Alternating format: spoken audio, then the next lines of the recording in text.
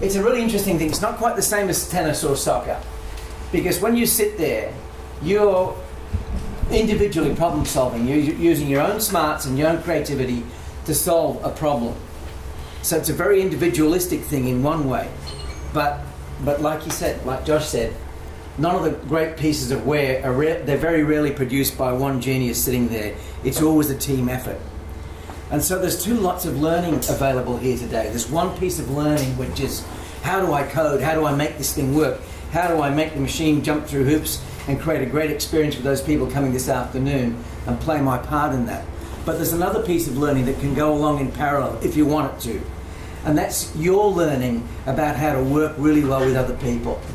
Because that is the key to the future for you if you work in the technology zone. It's how well can you work with other people. And that doesn't mean what kind of a nice person are you and all that. That always helps. That always helps. But what we can do today and what we will do is just check in to see how the working with other people part is going, as well as how the learning code bit is going. Will that be okay with you if we check on that learning too? So here's a couple of ideas to think about. Teamwork's a massive subject, really massive, but there's one thing is that's the way I view teamwork.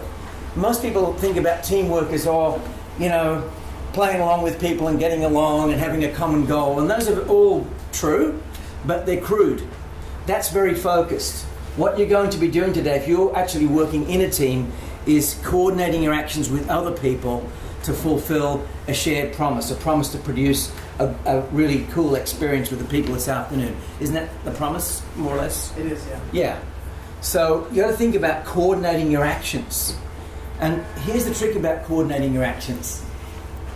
Everybody does it. That's what our species is really good at. So in one sense, you've already got everything it takes. But in a complex knowledge work environment like you're going to be in today, complex knowledge work, putting together things in more directions, there's a little bit more than that. I just dropped some bricks in the corner. Your little bits of code are like bricks, and the bricks go to build walls, and then the walls go to build a cathedral, or a building of some kind. And that's the way it kind of works in the code world, except it's dynamic because you've got to keep moving and checking things in and doing it in a sort of agile fashion, not actually like building a big fixed building like that. And the question is how. So this is really just two more things to say to you. The coordination that you're going to be doing is to do with the way you listen and speak to people.